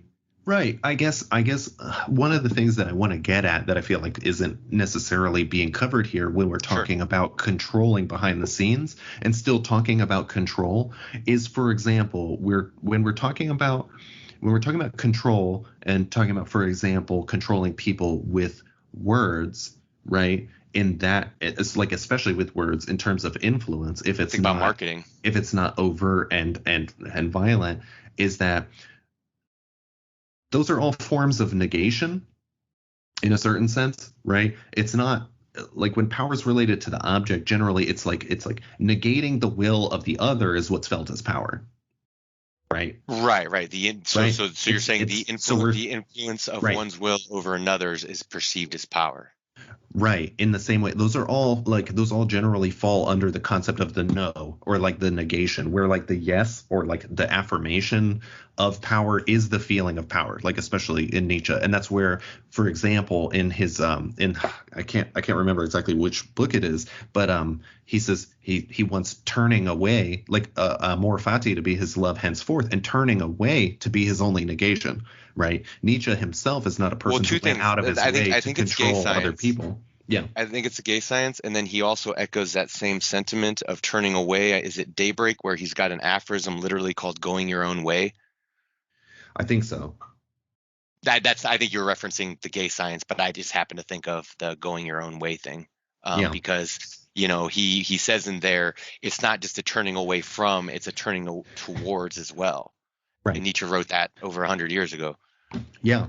I would say that the importance of all this and this at least twofold distinction of power with an object and without an object, and we're talking about the power as the feeling of mastery. It's when you feel powerful, power is in everything because you're making use of it, right? Power is Right. everywhere. Power doesn't have to be an office or a position or the symbols of power, right? It's like the slave confuses the whip with power. The slave confuses the law with power. The slave confuses the ability to technically manipulate some piece of equipment with art, right? Because it's like there's a certain sense in which art is the mood in which the piece of art is made, Mm-hmm. right? And there's a sense in which, in order to execute that, you have to apply a certain kind of like technical craft, right? But people who are not artists, they are wowed purely by the technical craft a lot of times, and they miss what the art is. Oh Does yeah, that make the sense? art, and the art. What is the art? The art's an illusion. The art's a Right. summation of a million little rules that the artist mastered over a long period of time. Right. And you can see it, especially when people are jealous of artists, and Hmm. you see it as if they only see the end result. They don't see the decades of work that went in. And I've had this happen Exactly. before in writing. People are like, "Oh, Yep. you got a talent." It's like, you know how many notebooks I filled? Right. More than, the reason why is because I filled, hundreds more notebooks than you did. I've Right. read and written more than most people. Therefore, Right. mastery comes slowly, and then people mistake it. And you can hear a lot of times, you can hear either a lot of times you hear jealousy there, and the criticism is a mask for jealousy when people do criticize artists, let's say. Hmm. But again, they're only seeing the end result, and it's Right. powerful. And I'm reminded of a Right. line from Westworld where Anthony Hopkins says, to the magic is only real to the magician. Right. Right. Yeah. Yeah, and all this, like everything I think that we've talked about so far ties into this one attitude, which is, of course, why Nietzsche is so brilliant. And I'm just, and insofar as I understand him, I'm just putting this in different words, which is that like you have this like mechanistic like Deus ex machina. The power is in the tool. The power is in the symbol. Right. Power is not ability. Power is wearing the crown, right? I want to have the thing that looks like power. It looks like power when I can control other people, right? And you have this feeling of power. Nietzsche's redefinition of the will as a type of affect of command, right? And all this on the other side. And these are two fundamentally different things. And one is more appropriate to the artist and one is more appropriate to the consumer of art. One is more appropriate to the person who has taste, and one is more appropriate to the person who either thinks that things are completely objective or completely relative, which is a pair of plebeian opposites, Yeah, right? I was about to say there's nothing like more like there's a certain cowardice and disingenuous in a lot of modern relativism, and Mm-hmm. both moral relativism Mm-hmm. and amoralism. Like, I think both are honestly a coward's way. And again, this is me categorizing value. At the end of the day, that's what I'm doing. But it's a question of what they breed and what results, and that's how I'm evaluating things here, right? Mm-hmm. um, and to the degrees that I know that at the end of the day, it's like, hey, these are dead end ideals whose end goal is to swamp all other ideals with the equalization of suffering. Like, to Right. that end, it's a dead end. If this is an evolutionary arms race and the competition never went away, and it didn't, both in this applies to art as much as it applies to warfare. And I think a lot of people don't understand that. They Mm-hmm. always think of, power is violence, and it's like, no, not, no, it's not. Um, Right. it can be violent. It's not always, and it's not the same. But let me go on ahead and throw some more fuel into our fire here. So Mm-hmm. I'm going to read a little bit more of the Greek state kind of after the last bit I wrote about that equalization of suffering to swamp other ideals. And Yeah. Nietzsche goes on to say, let's see, for it is not to be forgotten that the same cruelty which we found in the essence of every culture, lies also in the essence of every powerful religion, and in general in the essence of power, which is always evil, so that we shall understand it just as well. When a culture is shattering with the cry for liberty, or at least justice, a too highly piled bulwark of religious claims, that which is in this quote unquote sorry scheme of things will live, i.e., must live, is the bottom of its nature a reflex of the primal pain and primal contradiction, and must therefore strike our eyes, quote unquote, an organ fashioned for this world and earth, as an insatiable greed for existence, and an eternal self-contradiction within the form of time, therefore as becoming. Every moment devours the preceding one. Every birth is the death of innumerable beings, begetting, living, murdering, all is one. Mm-hmm. I like that as a Buddhist mantra. Begetting, living, murdering, all is one. Right. Yeah. I just, yeah.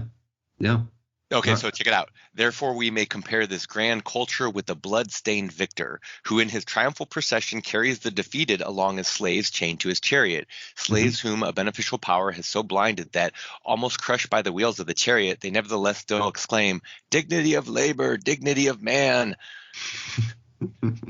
He's pretty, he definitely, he was writing this and he knew it was going to be upsetting to somebody, and he just happily twists the knife. Like, that's the funny thing about a lot of his work. A lot of his work is like, it's like you come home and your son's there, put with his hand in the cookie jar, and imagine he just looks at you and he just takes the cookie and then he knocks the jar on the ground, and he does it while looking at you the whole time. That's the vibe I get from Nietzsche the child, in his writing. Yeah. Yeah, and I mean, it really just it just would be like that. I mean, when you step outside of certain interpretations of the world, to do so is just, it's not. I don't. That's where I guess I don't know whether I would call that malicious, because I guess he's doing what a child should do. Well, I guess it's because I'm in agreement with the majority of what he says, which then makes it's just funny. Why do you like slavery? Or I mean, it's just even such a loaded, a loaded term, like slavery. Like when slavery. Like when Nietzsche says slavery, it's so broad that you get what I mean. That it's like, when you narrow it down to such a narrow field as like, generally he means those who live out of necessity. Generally that's what he means, whose lives are primarily defined by necessity, because under necessity, being under the shackles of necessity, those bars to the individual, they cannot concern themselves with art. They don't have time to become artists. Right.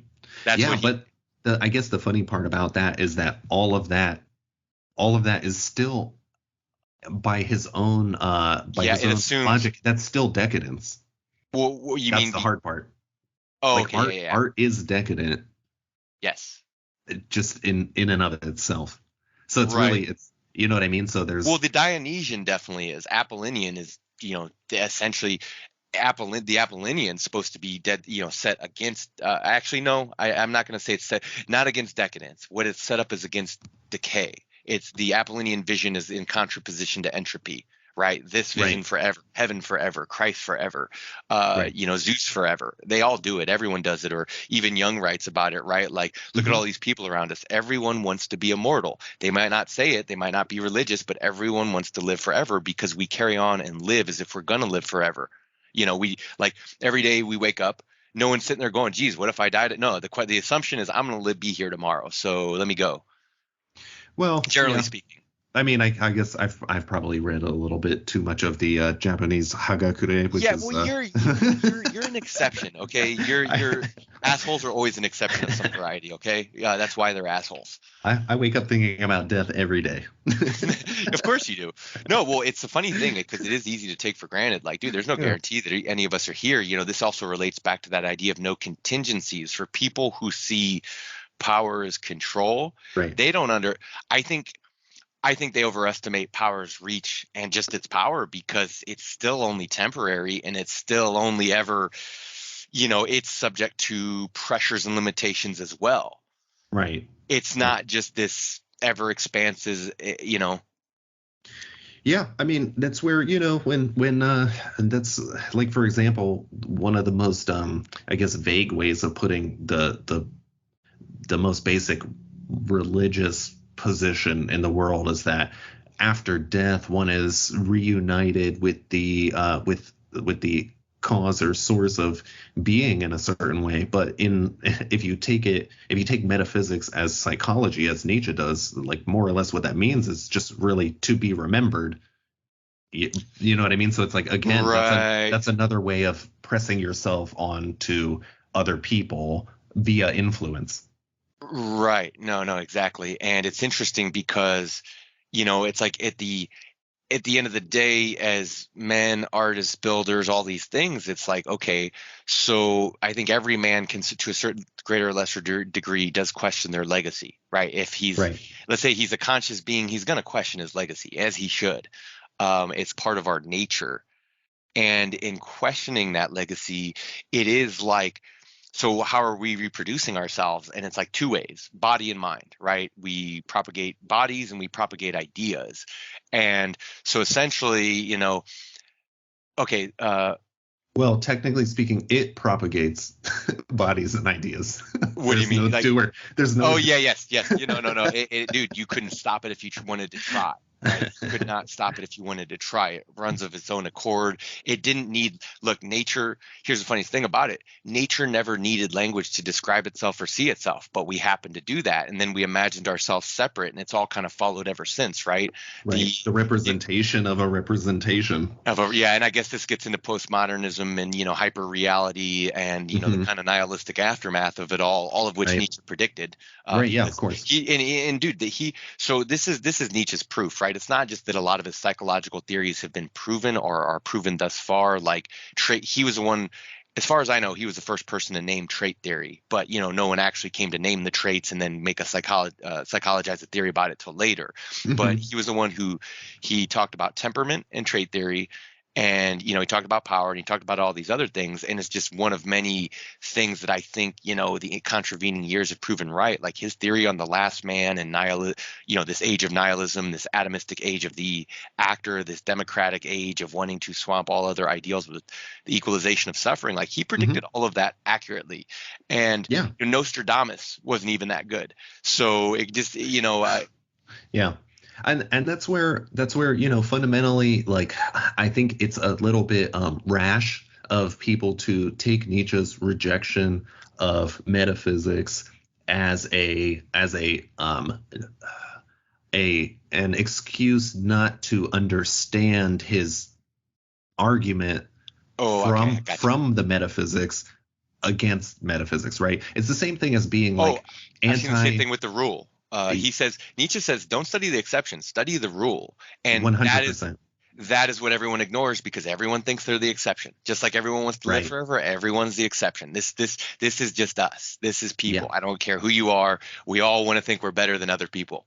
It's just the way it goes. I'm better, I'm not me, or I'm not affected by this. And it's like I wanted to go back to power and influence for a second and go, there's a reason. This was more relevant earlier in the conversation, but it popped in my head was that think about the money spent in marketing, advertising, graphic design. Like they're not spending billions on manipulating people subtly and overtly for no reason, right? They're doing it because it's proven to work, because we are that vulnerable to such manipulations, if you will. Thank goodness I worked in those fields. Reminds me, you ever hear that old Bill Hicks joke? The goat too, but his joke goes, anyone here in that marketing or advertising? And he's like, okay, kill yourself. Nope, not a joke. Kill yourself. I saw you say that. Yeah, I posted that. I think it was I posted the meme or whatever. Yeah. Yep.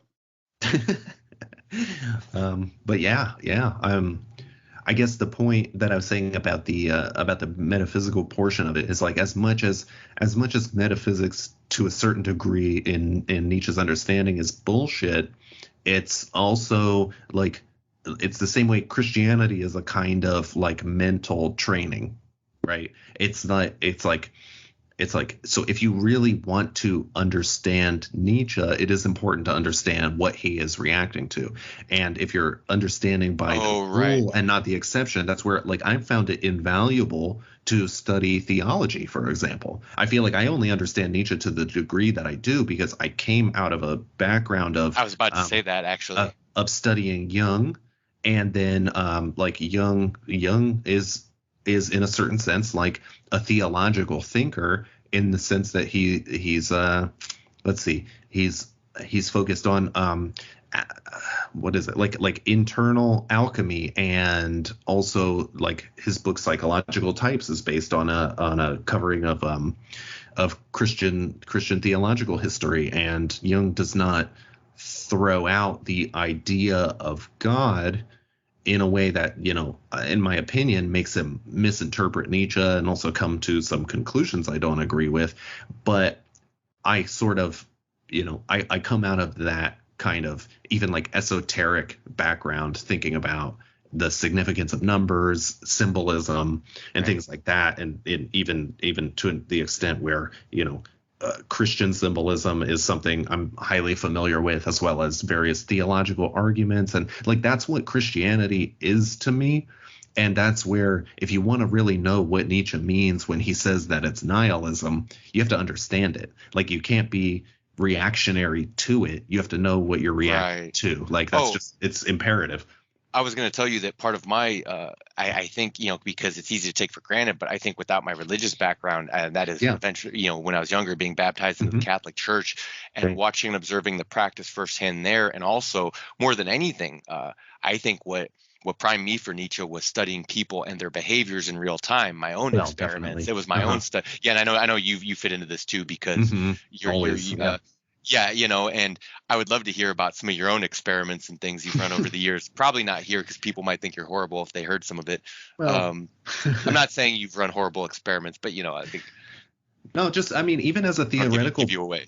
As a theoretical basis, I mean, like I said, like coming from a background with Jung and coming out of like personality psychology, right, was really how I got into it, because like personality tests and things like that, it's like, yeah, they are what they are. For a lot of people, they're a little bit meaningless, because all people are doing is reasserting their identity to the test. But for me, I actually couldn't not use it as a self-reflection tool. Like, I had to compare myself and think about myself in comparison to the description of, say, like a personality type or a certain kind of personality function, and I sort of just like fell into a hole from there. And so like Jung's Psychological Types is extremely powerful for understanding how people function mentally. It's not that he's wrong. It's not about right or wrong. He actually created a really useful system, and that's where, for me, anima, animus, like those kinds of things, the shadow, those are like kind of useful concepts when you're in a certain position in life. But his and they're useful. They're more useful to creative people. I think non-creative people, like, they're not going to find any use of Jung, which is why creative people don't read Jung or care about Jung. It's a very small subsect of people that actually give a shit about Jung. And I don't know that the Jungians realized, like, how. Look, I get it. He's influenced the world a lot. Depth psychology, basically a lot of our modern day dating websites and a lot of that stuff, like, is influenced by Jung's types. But that's the lowest common denominator that he's kind of been shunted into. Right. Well, yeah, but I mean, it's extremely valuable if you are the artist type or like a thinker, in a certain way. That's who he attracts. I can't, just like Nietzsche. Yeah. There's a reason why most blue collar people don't read Nietzsche, right? Just like there's a reason why, sorry, go on. Right. I'm just saying that like, if I didn't spend time studying Christianity and studying Jung, I wouldn't have reflected on myself and the people that I deal with, even just on a regular basis, as well as people at large, enough to know that will to power is an absolutely amazing way of explaining the behavior of humans all in one go. And I don't even know if people like Jung actually understood that to the degree that it can be understood. I'll say I don't think he did. I don't think. Look, I've read Jung's take on Nietzsche. I think for being so influenced by him, I think he missed a lot. He always reverted back to like, he would always go back to Christianity. Everything and this is his bias, and it was a big bias. I don't think he wanted to. I think some things he didn't want to see, and other things he saw clearly, and that's clear in his own work. Like the way Nietzsche gatekeeps his work. It's the question of comprehensibility. I think it's the aphorism where he talks about said gatekeeping in one's own work, and he based, and there's plenty of times where he makes clear, like, Christians aren't supposed to read. If that's their Right. thing, like, they're not supposed to read him. Right. Leave the asses and mules to their asses and mules, or, I Right. don't want to wake up these old biddies. You know. Yeah, and for example, like some of Nietzsche's positions, like for example, the rejection of being, like Heraclitus will remain eternally right with his assertion that being is an empty fiction. In comparison to like Plato, and pretty much all of philosophy, like most of philosophy prior to Nietzsche, that's such a paradigm shift that I always judge a thinker according to their interpretation of Nietzsche if they bother to do so, right? Like if they Oh, if he's they a measuring. start talking He's about the him, measuring stick for yes, yeah, sure. definitely, because it's like how well can you bend your mind into seeing things this way, which is so counterintuitive from what we have been taught conventionally I for love the millennia. pre-Socratics. Oh, I love their archetypes. I love their, that to see what the primordial kind of civilizational mind could cook up. mm-hmm, That was, they basically, like Nietzsche says, right? They exist as these kind of archetypes of potential of being. mm-hmm. They speak to becoming, as a matter of fact. The difference Yeah, between Heraclitus and Empedocles, or they although speak I feel from like they had more similarities. the interpretation of the world from the experience of nature and appearance.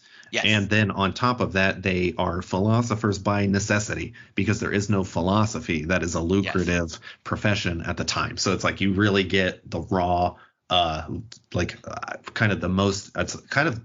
It is. Are you going to I say it's don't. more I pure? Because it is. Yeah. Because I was there gonna weren't say. there weren't the similar motives as there are now. Yeah, I would say in terms of philosophy, it doesn't really get any more true to what philosophy is than in those thinkers, for sure. And I think and this is my biggest critique of the academy and people, is like, they don't, like, the nature of the academy is to not get that, like, on purpose, almost, like, Right. channeled thought. Here's what you're supposed to read. Here's what, and look, I get it. That is the transference of culture. That Hmm. is, that is just the way it goes. Yeah. But we've been going on here for a while. Is there anything you want to say to kind of put a nice cap on it, nice twist on it? Let's see. Are we encouraging people to be good little lambs or sociopathic eagles? What do we want to do? whichever way they're going, I'm encouraging them either way, Yeah, I tell I you would what. say. Because look, a lamb can't help but be a lamb. An eagle can't help but be an eagle. A man can't help but be a man. Yeah. I would just say, keep doing what you're doing, but have a good attitude about it. That's my philosophy on it. Well, if you're not whipping them to have a better attitude, Right. and then the whole cycle starts over again. No. Well, hey, thank you, man. Yeah. I'm glad you could come on here. And Yeah, of course. yeah, thanks for your time. Thanks for joining me. Thanks everyone who's been listening. Again, this has been Every Trivial Fact. I'm Mine of Me Is No One. This has been my good friend and artist, Ergriffenheit. Do you have, let me ask you, Erg, Yep. do you have anything you want to plug, websites, work, etc.?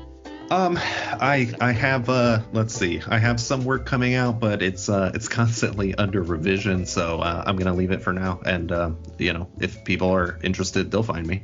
Okay, sure. And at a later date, like, I can always plug some more links, here or elsewhere. So Sounds awesome. Thanks for having me. for joining me. Yeah, have a good one, man. Are you too?